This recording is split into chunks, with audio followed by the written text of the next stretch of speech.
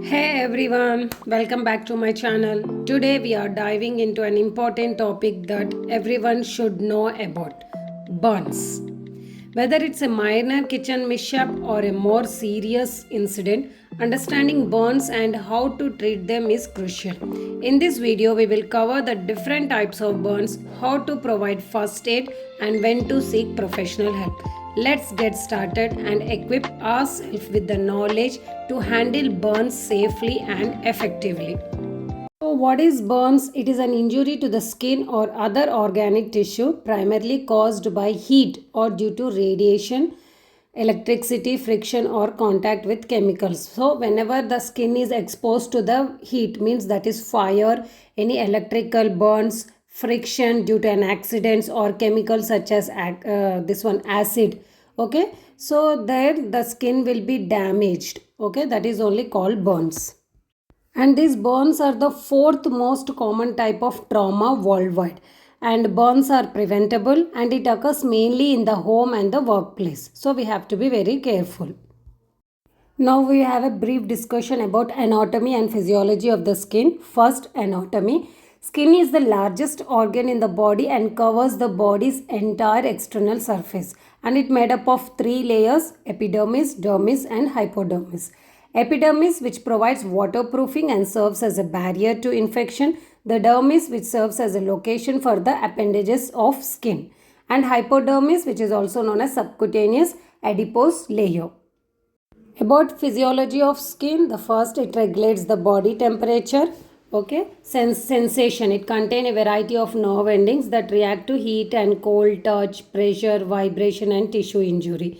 Okay, then it will prevent the loss of essential body fluids, means it maintains the fluid and electrolyte imbalance, and it prevents the penetration of the toxic substance, and it protects the body from harmful effects like sun, radiations, and it helps as a mechanical support to our organs, internal organs. Okay, then it helps in the vitamin D synthesis. Now we will see the types of burn injury. The first one is the friction burns. This will occurs due to the trauma, means accidents. Then the second is chemical burns, that is such as when you are exposed to the acid chemicals. Then thermal injury, this is when you exposed to the fire, heat. Then cold burns, it is when you exposed to the this one highly cold weather or cold temperature. Electrical burns, this is due to electricity, and radiation burns due to like sun burns when you are exposing to the radiation, radioactive things. It is how the friction burns looks. Okay, that accident fall. Then this is the chemical burns when you are exposed to the chemicals, and this is the radiation burns like sunburn, and this is the thermal burns like when you are exposed to fire, heat, and it is a cold burns when you will be in the high temperature, cold. Then it is like electrical burns when you that electric shock. Now we will see the classification of burns. According to the burn depth, it is classified into four types. Okay, the depth of injury depends on the temperature of the burning agent and the duration of the contact with the agent. Okay, so the first, there are four, that is first degree superficial burn, second degree partial thickness burn, third degree full thickness burn, and fourth degree, which depends on how deeply and severely they penetrate the skin surfaces. So now we will see what is first degree. So first, it affects only the outer layer of skin, that is the epidermis, and it usually produces a pink to reddish color on the burned skin and very sensitive to touch, and the skin will appear blanched when light pressure is applied. So the left side of the picture is showing that second degree partial thickness. Okay, it involves the epidermis and part of the lower layer of the skin, that is dermis. And the burn site looks red, blistered, and it may be swollen and painful. And these burns often affect the sweat glands and the hair follicles also. And epidermis layer is fully destroyed and burned thorough in a second degree burn.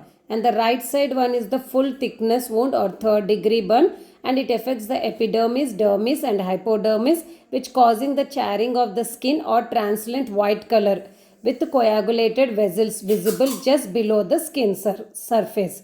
and the both dermis and epidermis, innermost layer of the skin, everything will be destroyed. And some conditions, other organs and subcutaneous tissues also involved.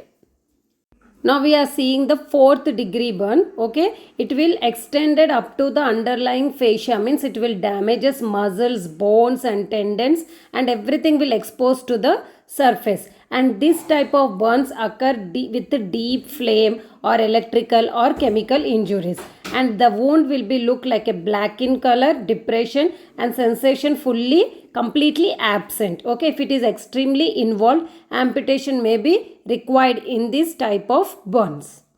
Now we will see the pathophysiology of burns. Okay, there are two types, like if the burns that do not exceed the 25% of the total body surface area, it will produce as a primary local response.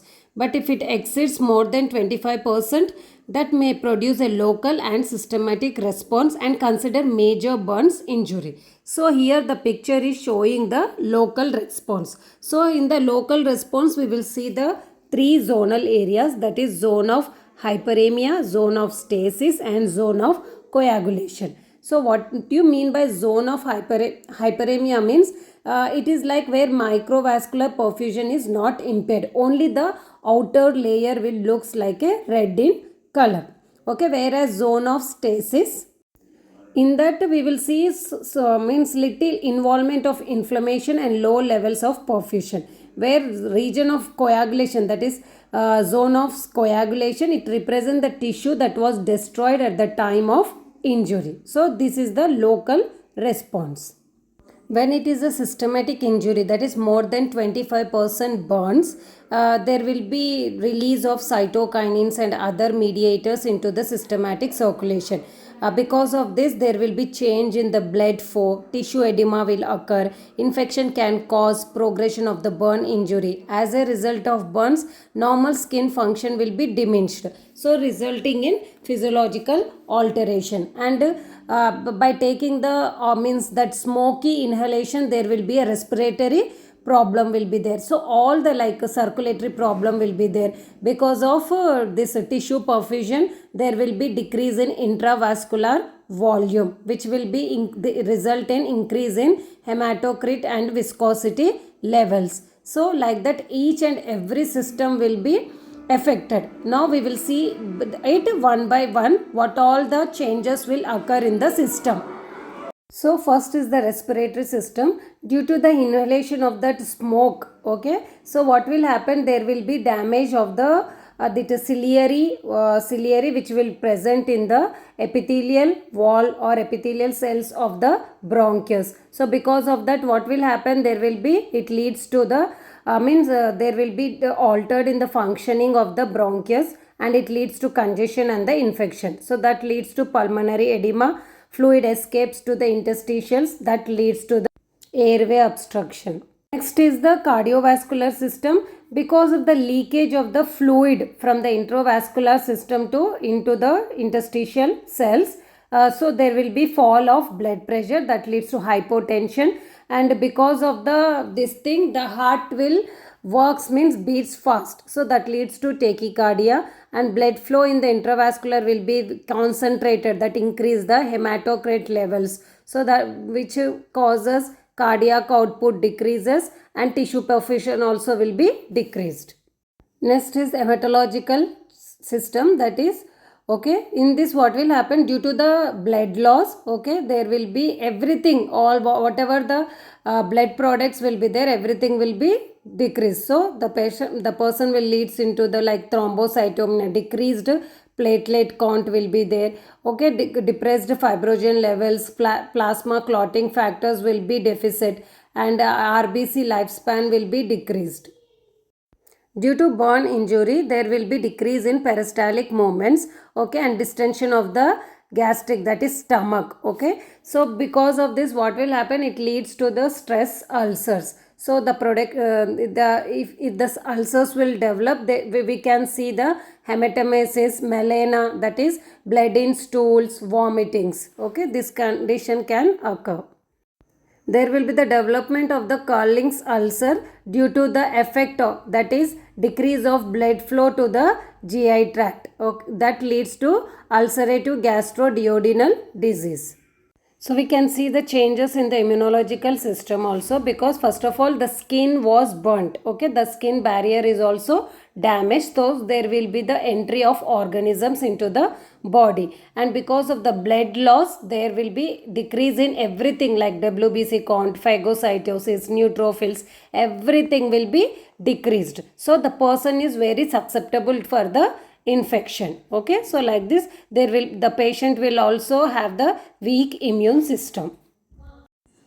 Blood investigations like complete blood picture, then serum electrolytes, because there will be so much fluctuations will be there in the sodium, potassium and calcium levels, blood urea, nitrogen, creatinine levels, then random urine sodiums, then serum glucose, serum albumin. This all we will check.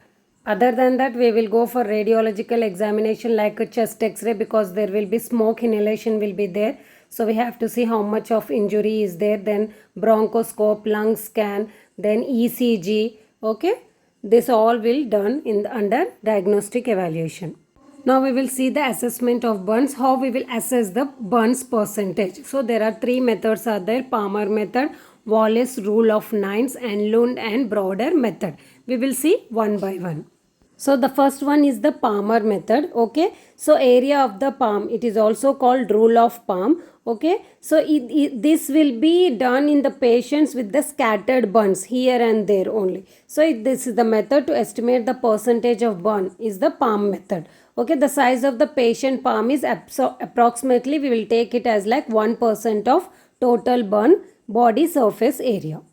The next method is the rule of 9. It is also known as Wallace rule of 9 after Dr. Alexander Wallace, the surgeon who first published the method. It is the method doctors and emergency medical providers use to easily calculate the treatment needs for a person who's been burned.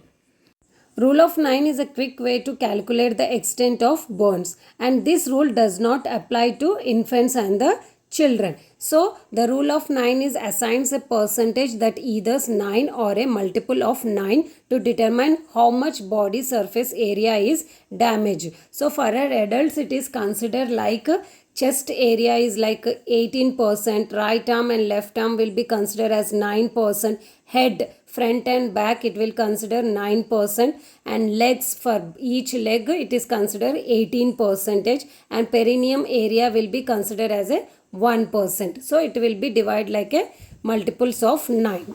And the next method is Lund and Broder method. Okay, it is the precise method of estimating the extent of a burn, which recognize that the percentage of total body surface area will be various anatomical parts, especially the head and the legs. It will be changes with the growth. That's why it will be dividing the body into very small areas and providing an estimation of proportion of total body surface area counted for by such body parts, which can obtain a reliable estimation of the TBSA burn. So here they have given the percentages according to the age, like 0, 1 year, 5 years, 10 years and 15 years. So they have divided the head, thigh and lower leg, half of the things. So like this, by taking the relatively percentage of body surface area which is affected by the growth. So before going to discuss about the management, first we will see the first aid for the burns. So here they have explained in the letters like a word stop.